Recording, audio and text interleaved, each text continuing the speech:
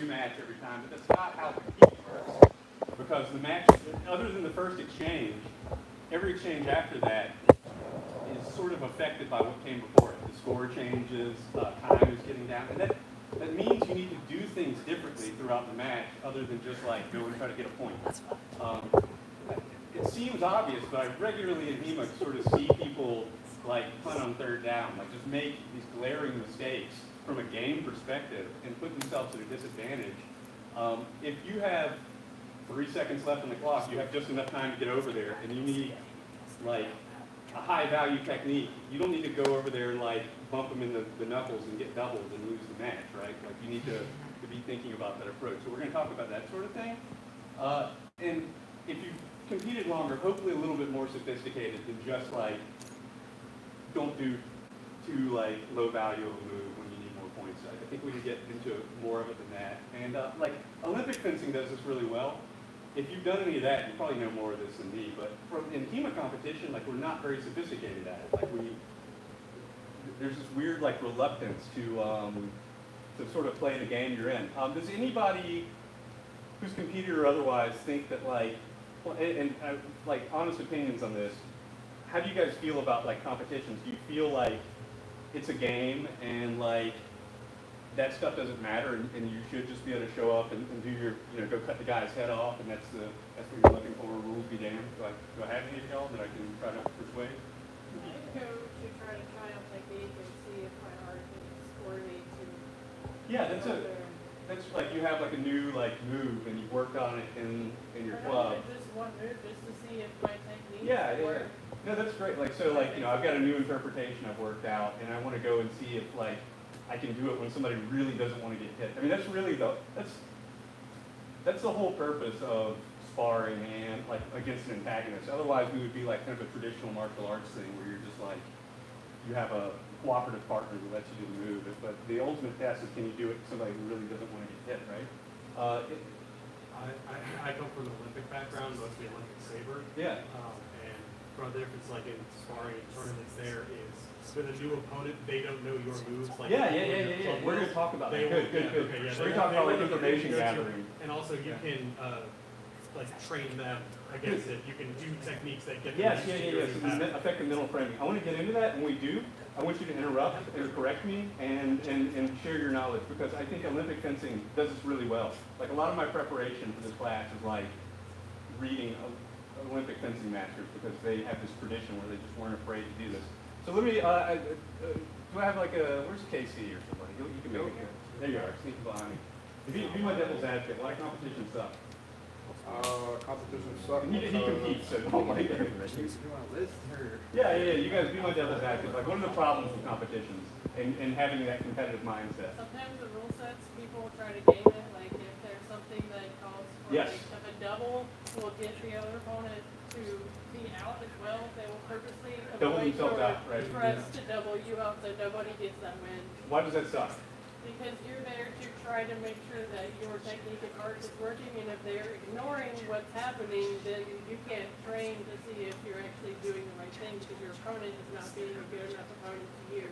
Okay. They're not being honorable enough of a fighter to actually fight in earnest. Yeah, I mean, everybody gets tipped off and they get doubled out, especially if you feel like the person's doing it intentionally. Strategic move. Any other reasons why competitions can suck? And I'm going to come back to that. So It can take the fun out of it sometimes. don't let it do that. Well, Yeah, no, I mean seriously, like if it's not fun, I mean If it's not there's fun. some. I'll admit, like I compete a lot. It's not always fun to me while I'm doing it. Sometimes it's really stressful. Like I don't know. I've been competing for a long time, so I win a lot of my matches. But there's a lot of pressure to win my matches, right? And I'm not. We'll get into this a little bit more. Like I'm not. I don't feel like I'm a super technical or great fencer. I think I just do some of this stuff really well, so I compete better than I fence. But like, I remember this when I was kind of coming up. Like people like that are like in their like 20s and are getting better at competitions. They want to beat my ass and like farm my hema rating and stuff like that. It's like Guilty. Then I'm worried about my students thinking that I'm a loser and they don't want to listen. Like you get all these ideas. It can be really, really stressful. Don't let it do that though. Like there's a healthy stress, and that's part of what a competition's about. Is feeling your technique under pressure, but don't let it not be fun, because this is our hobby, right? Like nobody, unless you're planning on going to a civil war in Latin America somewhere, and people are going to be sword fighting instead of shooting each other. Don't take it too seriously. One of the things that's weird is a lot of the tournaments I've done over the years haven't put their stuff into HEMA rating, so my HEMA rating Yeah, really yeah. low. Well, they suck, and But we should tell I them. can go and beat these people, not saying all of them, but I have beat people who are higher than me in HEMA Right. rating, but And don't obsess over the your rating. tournaments might have rated or floated, but some don't. Any other gripes about competing? Judges. Judges suck, right? Like, Yeah. Judges suck. We it's kind of like They don't see threats. yeah, they make mistakes, and then you go and try to judge, and you make mistakes, and you're like, damn, this is really hard.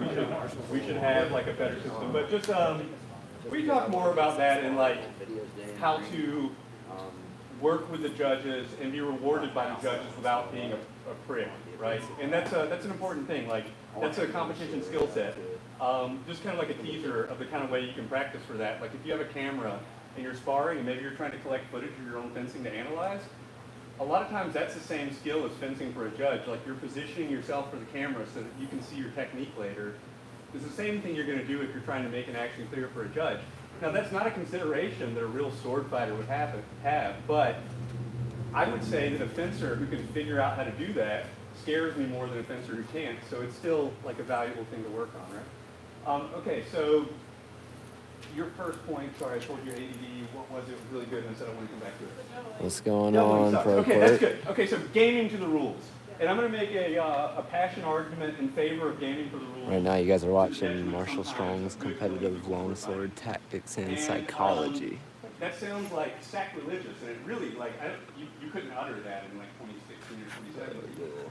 There's a fine line. Every fencer's got to decide. Like, I'm not actually for like if there's something against the spirit of the rules, I don't think you should do that. We're a small community. People aren't like writing these rules professionally, and you don't want to ruin other people's experience. So doubling out on purpose is a little bit weird, but it could be interesting too, right? Like if that person's gotten ahead of you, and they're like you have historical rules that like Franco-Belgian create those situations where one person has an advantage, and then the other person has to figure out a way to score a clean hit besides that. And that's an interesting thing that you might not practice a lot unless you're setting up those scenarios. So the reason why I think the games are cool is first off, no rule set for a competition will ever simulate a real sword fight. Like we're not there.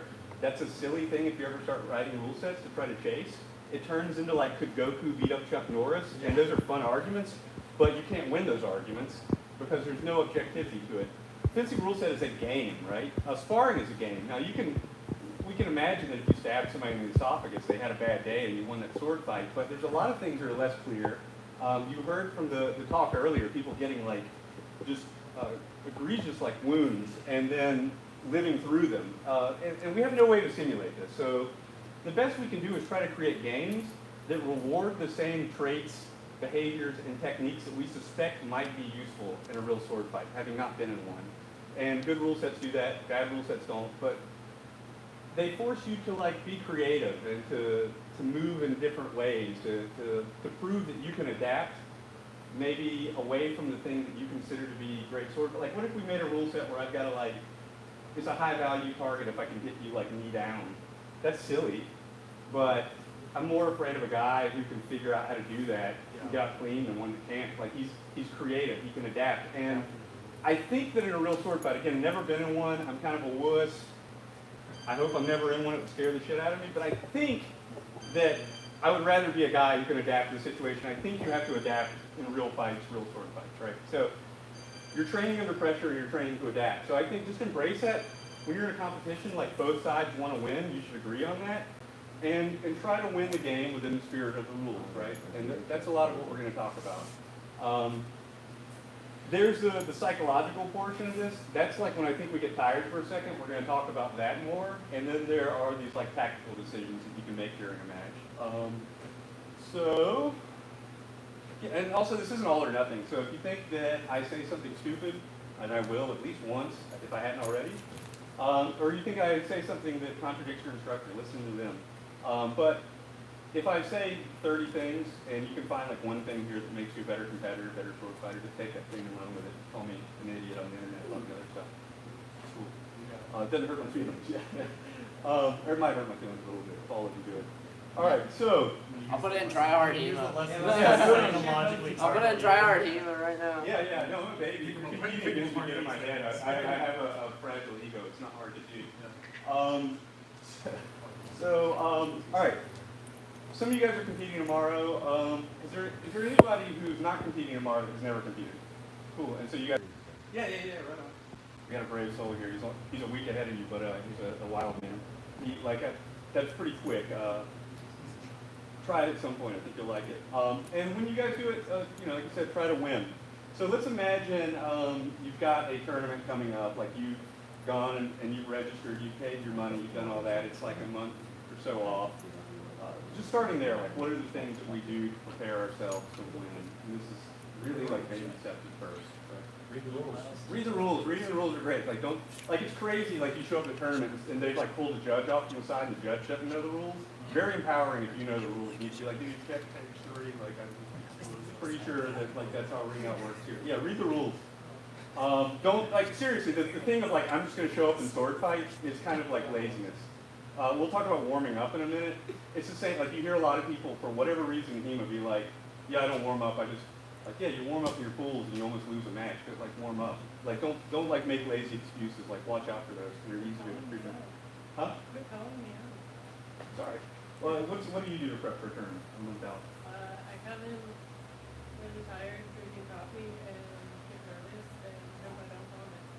Words. Yeah. I mean, a lot of this is like Be I don't honest. practice what I preach. Like I show up with like the bubble guts and barely make it through my pool sometimes, and then.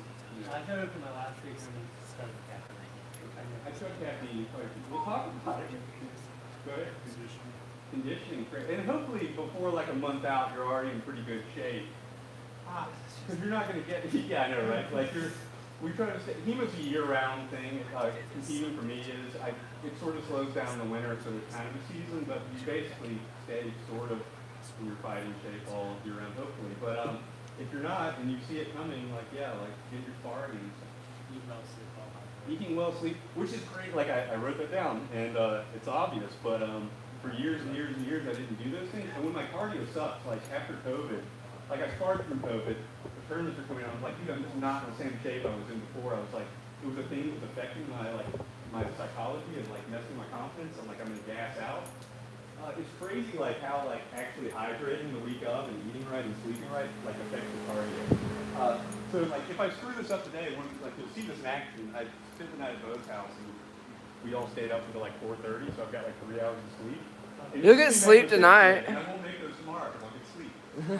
It's all important. Another one, and I don't think it'll come up here. This is just for me. Everybody does it different, but you guys who are competing tomorrow, I think are giving yourself an advantage. Because a lot of people will drive up in the morning. They'll sit in the car for 4 hours and wake up at 3 in the morning. I see it and that sucks for your legs. You don't want to get out of being cramped in a car for hours and pissed off with traffic and then go straight into a competition. You're rushing to get there. Don't give yourself that, right? In general, to sum all of this up, give yourself the opportunity to win, even if you're not at the point in your HEMA fencing where it even feels realistic that you're going to win the tournament. Assume that you're going to and set it up that way. Don't if you know the finals are on day 2 of the event, don't be well, I'm going to get eliminated on day 1, so I'm booking my hotel for that day. And just go ahead and plan to win. I think, and that puts you in a mental state anyway. I've never done well in a competition where I didn't feel like I deserved to. So decide that you deserve to, and set yourself up for success on that. Other ideas before we learn the rules is good. Avoid injuries, really important. Work with your coach the last few weeks, I'd say, before a competition, sort of ramp down the intensity of your sparring, but in a very careful way. Everybody will do this different, and I think you should pay attention to how you do it, and look at it after a competition, how your lead up to the competition affected you. But for me, I like to the last few weeks. First off, I do a little bit of sparring to win. I know it's naughty and HEMA. You're I'm working on work on your things, but right before the competition, I kind of want to see if my A, B, and C tools are hitting people. And I want that confidence. So I'll try them against different people in the club where I'm kind of trying to beat their ass a little bit. And if there's a problem there, I'm shit, that's the thing that's gotten me through every tournament. Like, why isn't that working? Is that because of the address those problems and straighten it out or come up with another plan. So a little bit of sparring to win, but as you get closer to the competition, I start protecting my ego. Instead of fragile, I don't want to be like the last week before a competition and then like get my ass beat real bad in the sparring session. That like messes with me a little bit. Decide if it messes with you and adjust accordingly. But in general, I think rest up a little bit in your last week and just be ready to go. Okay, cool. So we get to the competition. Couple little points here, and I promise to move around some. You got there, you realize you've left your cup, you've gone to Walmart, bought another one, you're a little stressed, but you get there on time, you check in, everything's good, and you start looking at like the people that are your tools. Hopefully, I look at who I'm going to fence ahead of time if I can, but your mileage may vary on that, but I like to know if there's some guy there that's like really good that I need to like think about a little bit, or if I expect a hard match first thing in the morning. But in general, get there and get your pull in time. Don't start your day off by like pissing the judges off because they're gonna like. It's Yeah, don't do we that. talked about that. Like it will affect it. Like even if they don't want to, like if the judges hate you, they're gonna make more bad calls. Don't be a suck up because it's like a loser thing. Don't piss them off. You know, like it's polite in the tournament. I just say this is the guy that's running a tournament tomorrow, and I want it to run smooth. But no, seriously, like that's important. Can we take you to dinner? Yeah. You'll actually get gold if you do. Yeah, right. That's what I'm saying. I gotta pay for the rest.